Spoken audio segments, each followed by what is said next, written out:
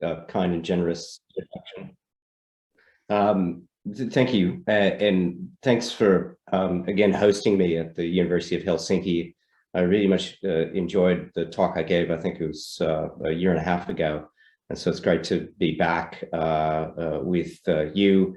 I think we've known each other almost for 15 or so years, and the amazing thing is I get grayer and I look older with every passing year, but you seem to look exactly the same, if not younger. So I don't know what, you've got some amazing genes, and so I really appreciate the opportunity to kind of come back and just take on this this topic. But I really want to begin first with a disclaimer, a really big disclaimer. One, it's Halloween here, Halloween evening in Australia, and so there are little kids trick-or-treating up and down the street, and so apologies if you hear some noise or if someone rings the doorbell, but we've decided to put we haven't put any decorations out, so I think hopefully they'll go elsewhere, but we might have a bit of a disruption. The other big, really important disclaimer is that I am by no means a Taiwan expert, and really I feel like I have no business wading into the territory of an academic realm where people literally spent their entire lives thinking and studying Taiwan. You know, it's got such a complex history, really colorful politics, and a really rich cultural diversity that really I'm only just beginning to try to come to terms with. But I do have a kind of personal connection with Taiwan. I first visited Taiwan in 1988, which, oh my God, that's now 35 years ago. So now I really feel old. And I have really had a great fortune of living in Tainan for a year, where I taught English to kindergarten kids. But Taiwan has continued to kind of reoccur throughout my life. And I actually proposed to my wife, Kate, on a hill outside the Taiwanese resort town of Kending in 1999. And I've been back a couple times since then. And, you know, because of political reasons now, I can't visit the PRC anymore. I was denied a visa several years ago from some of the work I'm doing on Xinjiang. And so hence my kind of renewed interest in Taiwan and the desire to kind of go there and try to understand the Taiwanese society, and to what extent it might be seen as a kind of model of another China, one that perhaps offers a bit more hope, peace, and freedom. Now, I know that's perhaps a bit naive of myself, but you know, I kind of beg your indulgence as I begin my journey, and I hope those like Julie, who knows Taiwan much better than me, will correct my misunderstandings along the way. And I hope we can maybe work on this project together, Julie, as I said to you before, because I've got a lot that I can learn from you with regards to Taiwan. But with those kind of disclaimers aside, I'll kind of dive in, and we'll see what we make of my kind of early reflections. So I've really framed this around this concept of nation building. Really, all countries and political parties are engaged in this process of nation building, whether it be, you know, Finland or Australia.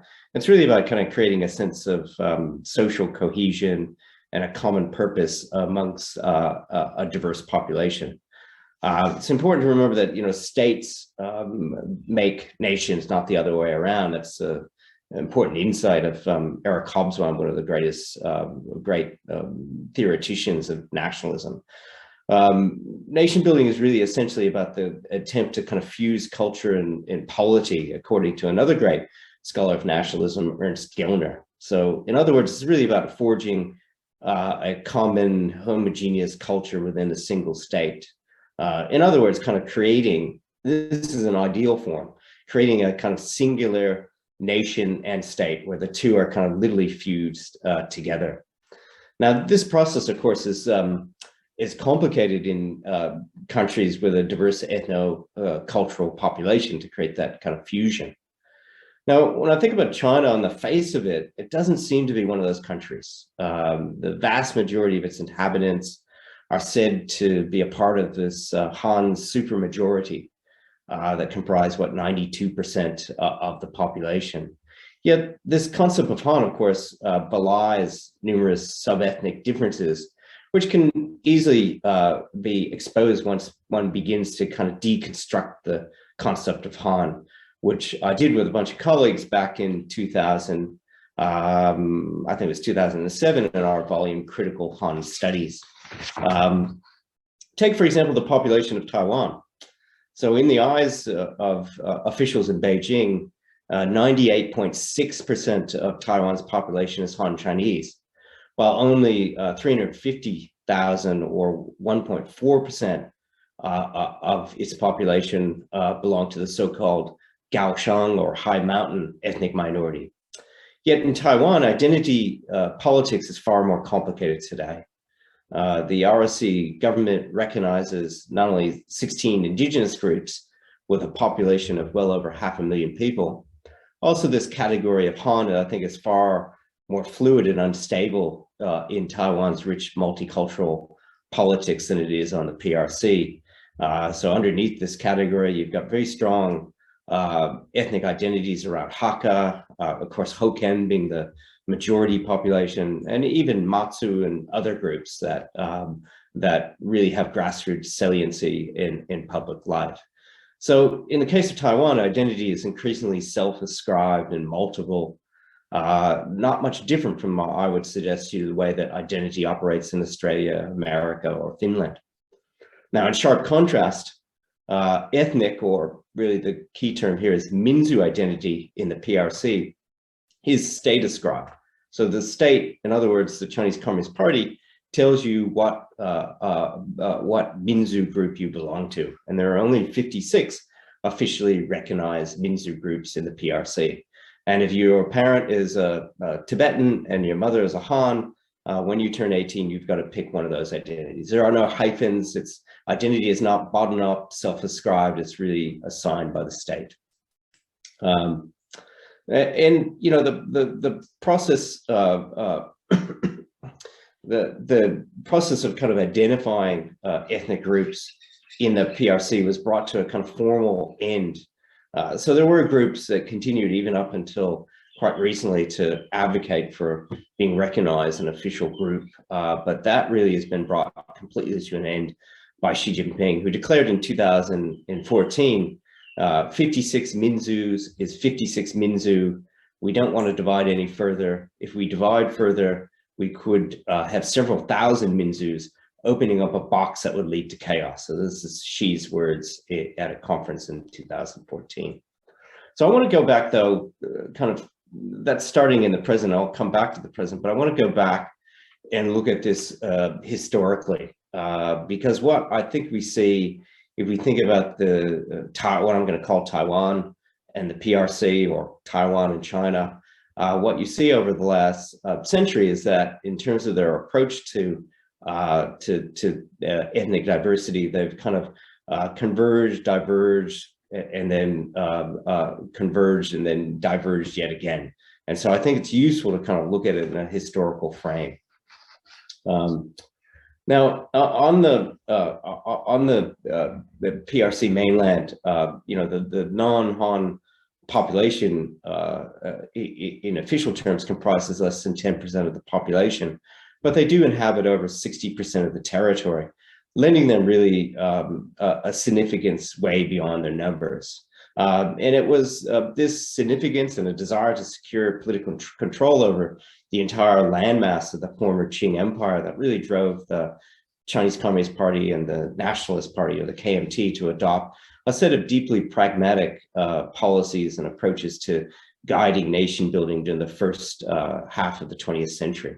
So in my first book, Reconfiguring Chinese Nationalism, I demonstrate how both parties adopted similarly pragmatic approaches to the so-called Minzu Wenti, or the national question, chiefly recognizing diversity and providing non-Han communities with a significant degree of cultural and even political autonomy. Yet, despite this pragmatic, really tolerant approach, there were always the threads of Han racism, as I refer to it. The Chinese tend to use this term Han chauvinism, as well as colonialist attitudes, or what I've dubbed the Han man's burden of civilizing the unruly frontier barbarians. It's always undergrid the way the Han state has viewed the world, whether it be the KMT or the CCP. In short, diversity was something that needed to be temporarily kind of accommodated, but ultimately overcome through a project of assimilation and colonial occupation. So that's really the Republican period in a nutshell.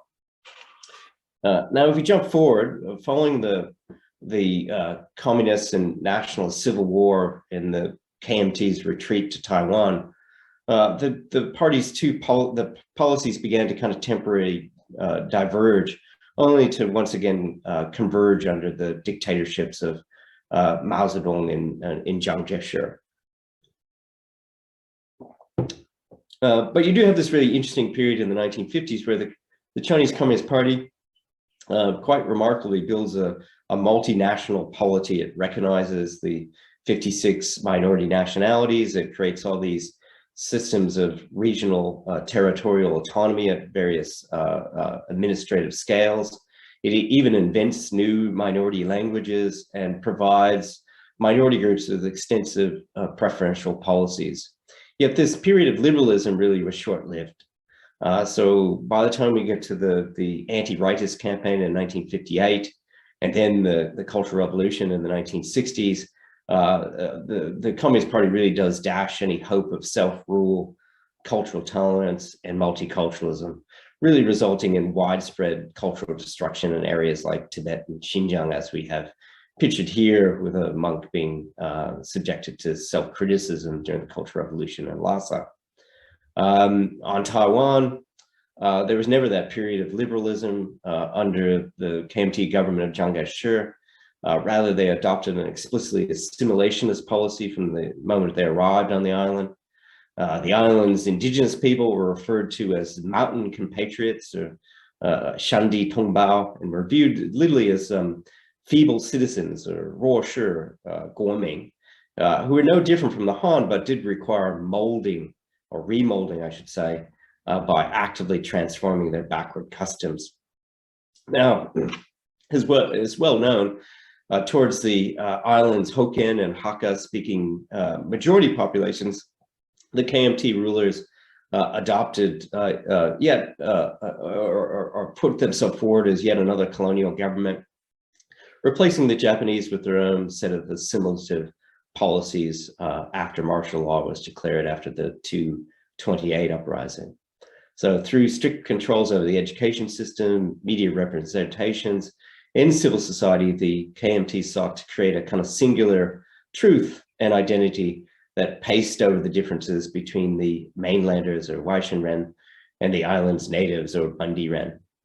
So regardless of if one was Hakka or so-called mountain compatriot, all residents of the islands were expected to be loyal Chinese subjects to Chiang Kai-shek's dictatorship.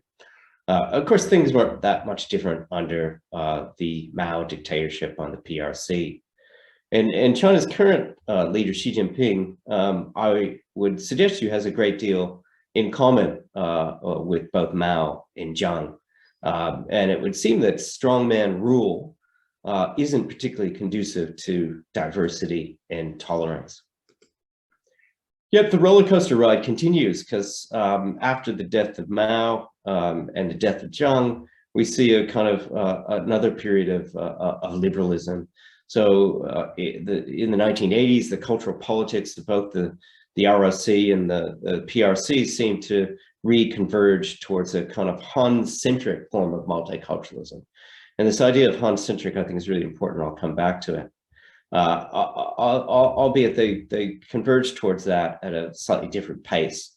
So on the mainland, the Chinese Communist Party restored, codified, and institutionalized a system of regional autonomy that was adopted in the 1950s, and then set about reviving and restoring minority languages, cultures, and religions. It even codified that and through the passage of the 1984 law on regional ethnic autonomy, what set out a range of special legal protections for the officially recognized minority groups, with the de-evolution of political power, the reform and opening up of Chinese society. Areas like Tibet, Xinjiang, and Inner Mongolia really did experience a real, genuine sense of autonomy in their own affairs. And I witnessed that firsthand when I visited China for the first time in 1988. In fact, I would argue that during the 1980s, the PRC, ironically, was far more tolerant and a multicultural society than that of Taiwan. It really wasn't until the end of the Zhang dictatorship, and here I'm not only talking about Zhang Jieshi, but also his son, and the lifting of martial law in 1987, that Taiwanese society began a gradual process of Bandihua, or nativization, or as the late Bruce Jacobs defines the term, as the Taiwanization of society. And I think that's the right term to conceptualize Bandihua. So this ongoing project, and it's still very much ongoing, includes not only a gradual democratization, but also the open embrace of Taiwanese literature, history, culture, including the island's linguistic, cultural, and ethnic diversity. Now, one of the key points I want to make is that the need to distinguish between what we might call Taiwanization and de-Sinification. So these two concepts are slightly different, and I'll come back to what I mean by that. But in the hands of the current Democratic Progressive Party, the current ruling party in Taiwan, the two begin to kind of converge, so that Taiwanization becomes de-Sinification, but there's always an unresolved tension, and that unresolved tension is between a project of de-Sinification, a project of Taiwanization, and a project of decolonization, and these are essentially still in tension today. Initially, both the PRC and Taiwan embraced, as I said, a kind of Han-centric form of multiculturalism during the 80s.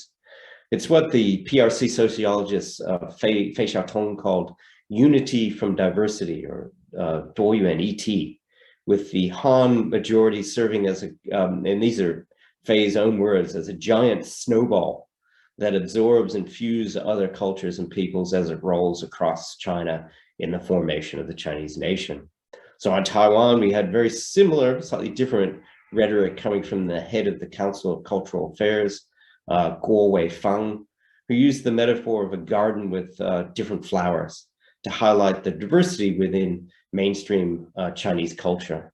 But also, he made it quite clear that Taiwanese culture and the various minority cultures on the mainland and the cultures of Taiwan's indigenous groups were all tributaries of a larger Han Chinese culture. So hence the kind of Han-centric view of multiculturalism, which is very different from a kind of decolonial agenda that I'll talk about shortly. During the 1980s and early 1990s, both the Communist Party and the KMT accepted diversity while upholding a kind of Han-centric hierarchy, and ultimately this goal of unity and fusion that was never off the agenda. So we come forward to the current era, or what Xi calls the new era. We've seen a real shift in policy in the PRC. So the 1988 Lhasa protest movement in Tibet, the 1989 Tiananmen Square political crackdown, and probably most importantly, the 1991 collapse of the Soviet Union really sparked a major think of Minzu policies among kind of conservative elements of PRC society. So I've written a lot about the Beijing University academic Ma Rong, who has argued that PRC society was placing too much emphasis on Minzu differences and not enough on national unity. He argued that the policies essentially created what he called two Chinas, a China of the Han majority and a China inhabited by its ethnic minorities. And probably most importantly, he argued this dual structure, as he called it, amplified these ethnic differences and importantly contributed to social conflict and a general lack of mutual understanding and interactions. And back in 2012, right on the cusp of the power transition to Xi Jinping, prophetically, Mao Rong wrote, quote, "At present, the biggest danger China faces in the 21st century is to break up the country." And so you see the use of this specter of the Soviet Union and its collapse used to really motivate a kind of a new concern about nation building and a desire to head in a new direction. And it seemed that urgency, in the sense of desire, was pushed forward by a series of incidents of ethnic violence and unrest that broke out in Tibet in 2008, and then in Xinjiang and Urumqi in 2009. And many people at that time, and I've written quite extensively about this, began to call for a so-called second generation of Minzu policies. And I've argued as well that leaders like Xi Jinping ultimately were quite sympathetic towards this reform agenda. And so what we've seen over the 10 years of Xi's reign, which, as we saw at the 20th Party Congress, will continue well into at least the next 5 years. Under this 10-year reign, we've seen a real new focus on the key kind of policy formulation is this concept of forging a communal consciousness of the Zhonghua nation. And this actively involves the kind of active intervention of the Chinese Communist Party within minority communities. So it's not enough to kind of hope that over time there'll be this convergence through economic development. What was required was the active intervention of the party state to carry out concrete efforts to re-educate and remold ethnic minorities in the cultural, linguistic norms of the Han majority. So probably in the most extreme example of this would be the re-education camps in Xinjiang. But we've seen other really important changes that have eroded the legal protections of minority cultures and languages. Putonghua, or Mandarin, is now the only medium of instruction in all schools. In the past, you could learn Uyghur or Tibetan from primary school all the way up to university. That is no longer the case. So not only is everything taught in Putonghua, but there's a real focus on patriotic, Han-centric education that now begins at the age of 3 with a real push for preschool education.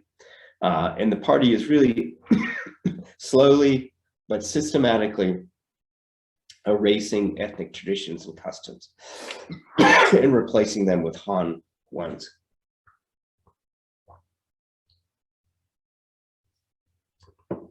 So in the eyes of Xi Jinping, Zhonghua identity is based on a kind of shared origin, culture, and even racial identity. So Zhonghua, which is often translated as China or Chinese, but I prefer the translation to keep it as Zhonghua. He argues that Zhonghua is a large family with a fused bloodline and a common origin with the Han majority as the racial, cultural backbone or progenitor. So we see this probably most explicitly in the language that Xi adopts with regards to what he calls the Taiwan compatriots, where back in a letter he sent in 2009, he wrote, quote, "The compatriots of both sides of the strait share the same roots and origins, the same culture and race. The Zhonghua culture is the spiritual root vein and the belonging of compatriots on both sides of the straits," unquote. You know, here, Xi Jinping sounds a lot like Jiang Jieshi did back in his 1943 tract, China's Destiny, where he declared the various lineages, that's the term he used, or the Zhongzhu of the Zhonghua Minzu, had the same origins, bloodline, history, and destiny. So you really see a kind of Xi kind of going back and stealing a page really out of Jiang Jieshi's playbook. So with regards to ethnic minority groups, which still exist, they still recognize the existence of 56. He's less explicit in the terms he uses, but it's quite clear that in the views of Xi in the party, the Han are viewed as the core of this unitary nation. And they use metaphors like the descendants of Yan and Huang, or the sons and daughters of Huasha, or the Yellow River Valley culture, being described as the kind of maternal trunk of the nation.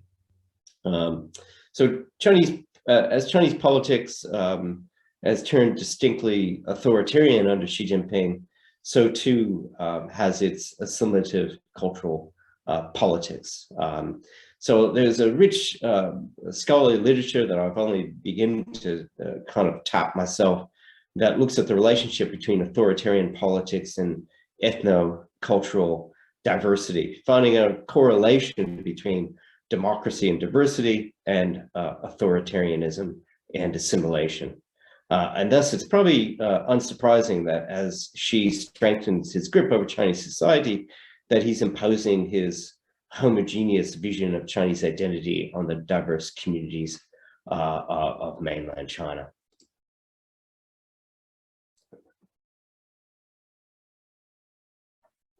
Now, unsurprisingly, Taiwan is moving in a really moving in an opposite direction, and we're really starting to see a greater divergence between the two. But again, it takes time, slowly occurring and continues to occur as we sit here today.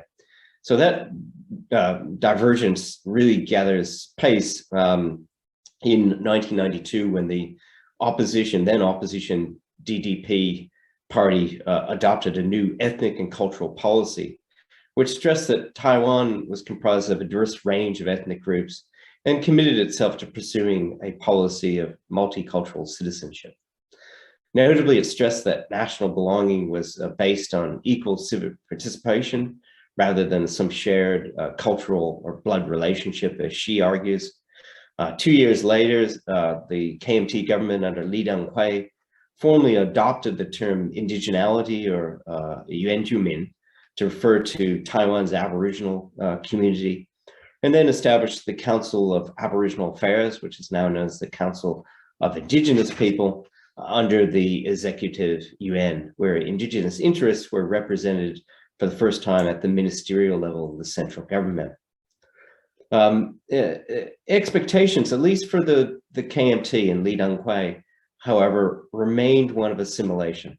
So there was an accommodation, there's a recognition of groups, but there was still this expectation over time that the indigenous community would meld into Taiwanese society in constructing a new community of destiny.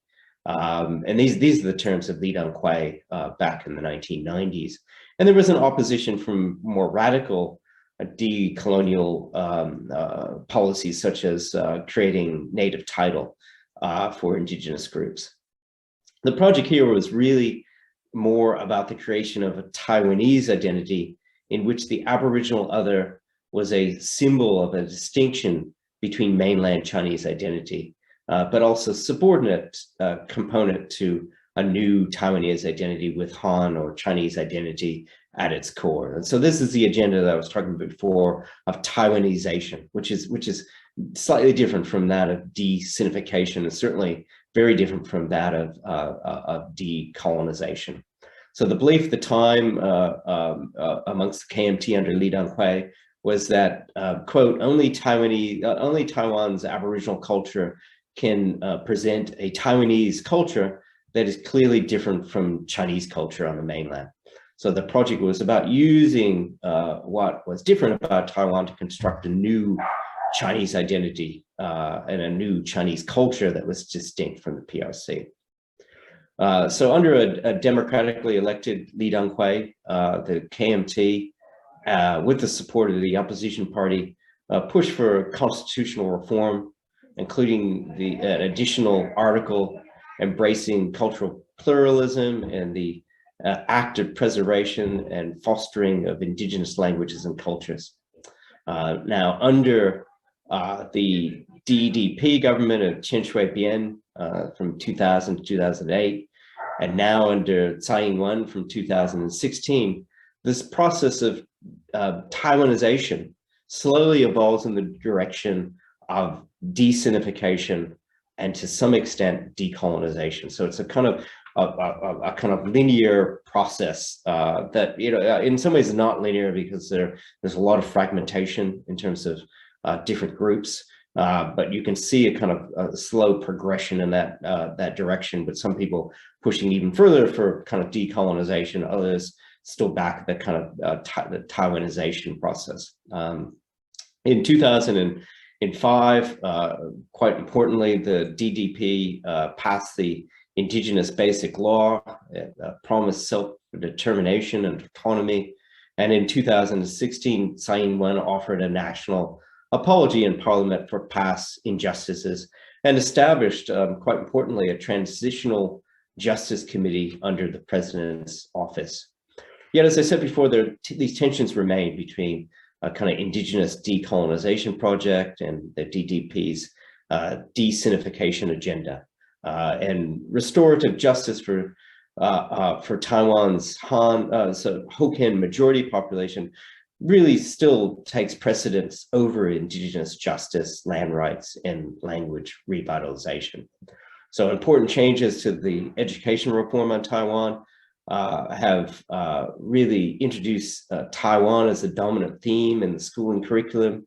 A subject now called native languages is compulsory from the third grade of elementary school, but this is chiefly Hokkien as the language, but to some extent Hakka, and in some schools a bit of indigenous languages are offered.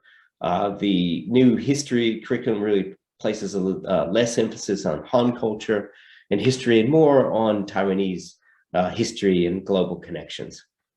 So it should not surprise us that as a result of this Taiwanization, de-Sinification agenda, that the vast majority of people on Taiwan no longer identify with Chinese identity. So I think only about 2.4% in 2022 identified as being Chinese, 64% identified as being Taiwanese. And there's this agenda to construct a kind of new Taiwanese identity, history, culture, and even national brand that is distinct from the PRC and the CCP is really much ongoing. And so it's part of this nation building project. So I don't think we should think that, both Taiwan and the PRC are actively involved in this project. And these are really state projects, although there are some distinctions that I'll come back to. So I just wanted to,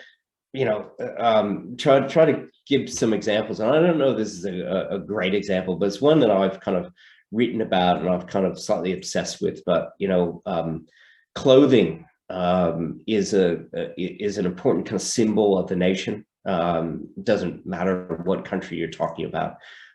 So it's a way of kind of performing the nation, displaying the nation.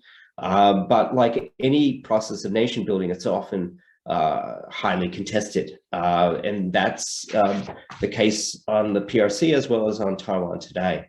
So just a couple of examples to give you an example of how it's contested, but also how it's moving in slightly different directions that show that the divergence I was talking about. So this is a well-known photo from the 2008 Beijing Olympic Games, where the 56 nationalities, the children of the 56 nationalities, dressed in their traditional ethnic costumes, paraded the PRC flag across the Bird Nest Stadium.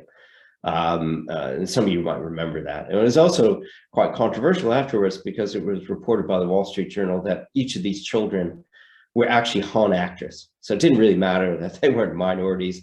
They were just playing a role. But this is, again, performing that diversity as a part of the nation. So what I've noticed is that there's been some kind of challenges. You don't see as much of the display of these 56 groups. I mean, it still occurs. You can still see them on the New Year's Eve TV gala, the Chunwan. You can still go to the Chinese ethnic park in Beijing and see people dressed up in these costumes. But we start to see the emergence of different representations of national clothing. One that I've studied quite extensively is that of the Han clothing movement, a real counter cultural movement where participants seek to promote a kind of truculent form of Han supremacism. So they argue that the Manchus imposed forms of cultural dress on the Han, and what they seek to do is to restore what they argue is traditional Han clothing. And this is a way of promoting Han identity, which they argue has been held down through minority affirmative action. And I've seen this movement's ongoing. It's still a bit subterranean, but I've seen some recent examples of ethnic minorities being either encouraged or required to dress up in Han costumes. So this image here on the left or right, depending on where you are, is from a Tibetan boarding school in Guida County in Qinghai province, where to celebrate the 100th anniversary of the CCP, the Tibetan students dressed up in Han clothing for a flag raising ceremony. Another example of kind of the changing ongoing couture politics in the PRC is the most recent Beijing Olympic Games, the Winter Games that was held earlier this year. So I was very interested in the same kind of flag raising ceremony, right? But it was done quite differently in the sense that the flag was kind of passed across the Bird's Nest Stadium, but rather than, you know, being carried by the 56 ethnic groups in each of their costumes, you saw a whole group of other Han Chinese represented in all sorts of, you know, different work uniforms. And so you kind of see that diluting of that sense of 56, you know, different groups. I mean, you know, they're still there. You can still see people dressed in their ethnic costumes, but I think these are the subtle little signs of shifts in policy. Here's another photo of, I think when she visited the Netherlands with Peng Liyuan, wearing, you know, a form of traditional Chinese clothing. You know, she's got this Zhongshan suit, you know, which arguably you could claim is really belongs to Taiwan more than the PRC, as opposed to a Western suit, and Peng Liyuan with I'm not sure how you describe the clothing she's wearing, but another representation of kind of national clothing, which was criticized actually at the time amongst the Han, the advocates of the Han clothing movement. You know, and the same thing on Taiwan. We see a great deal of debate and change within Taiwan's national costume, with clothing becoming part of the kind of decolonization and de-Sinification project. So in 2004, Chen Shui-bian repealed the dress regulation. It's hard to believe that Taiwan, until quite recently, had a formal dress regulation that was originally established in the 1930s that mandated uniforms for students and civil servants. He argued it was out of date. These past regulations had men wearing blue robes with black jackets, you know, as depicted here, and women wearing a qipao with leather shoes, or a jacket skirt with leather shoes. And I remember women wearing those particular uniforms when I first visited Taiwan. So the repeal of the dress regulation kind of opened a door for people to start to experiment with different forms of national costumes. And the picture on the left is from the 11th Miss Taiwan Beauty Contest, which again these are opportunities to perform national costumes, when a very famous cultural creator, Li Meihua, designed what she said was various forms of guofu, or national costume, using indigenous totems. But at the time, while a lot of the Hokkien majority, you know, celebrated these new costumes, it was actually criticized by some indigenous leaders who argued that this was an example of cultural misappropriation. And so you can see again that tension between de-Sinification and decolonization. And you know, I do think costumes are a good example to sort of see how nation building plays out on a daily basis and some of the tensions there. So I just want to wrap it up by kind of going back to the big picture. So these are, after my 6 months or so of toiling, maybe they're not that earth-shattering, but here are the kind of takeaways that I came away with in terms of what are some of the commonalities and what are some of the differences, because I don't think it's so black and white between the nation building model of the current Chinese Communist Party and the current DPP. Now, first, both of them are actively pursuing a form of cultural nationalism, and they're engaged in a kind of top-down, state-directed agenda of nation building. It is an active state project that is manufacturing a new set of cultural traditions, symbols, and conceptual frames for thinking, feeling, and acting out the nation. As such, there remains a barrier in both Taiwan and the PRC to any genuine form of decolonization. The logic of multicultural inclusion on Taiwan, scholar Shumei Shi reminds us, is still defined and dictated by a colonial state, whether you're talking about the Taiwanese government or the PRC government. Second, I would argue that both societies remain Sinocentric.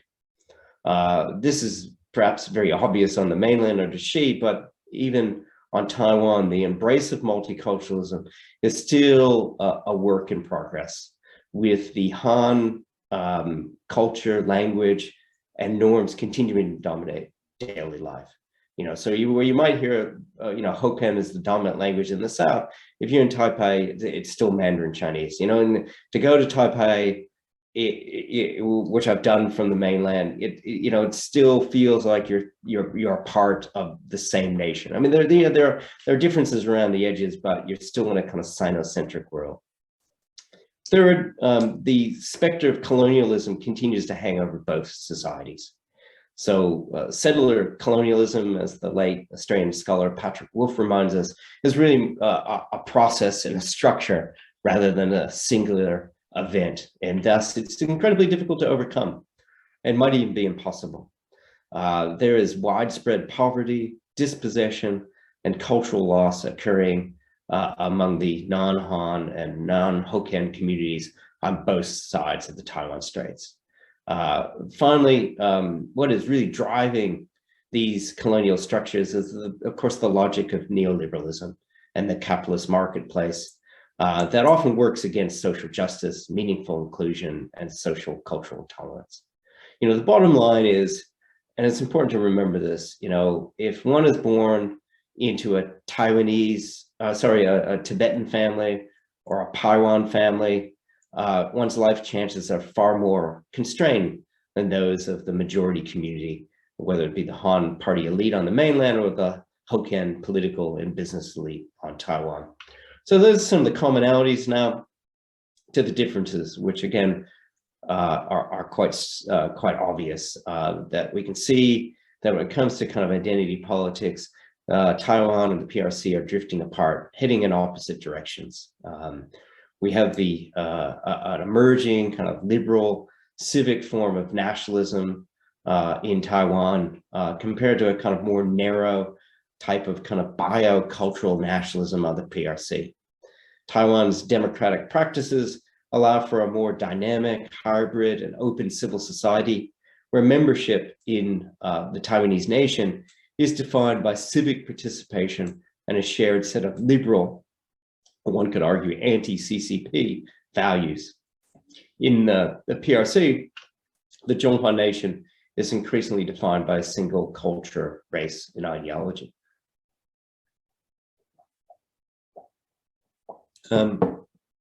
This reflects a kind of warm embrace of pluralism and tolerance across most of Taiwanese society. While in the PRC, you have a kind of conformity, an elimination of kind of process of cultural erasure, as well as a bigotry that increasingly defines life inside of Xi's China.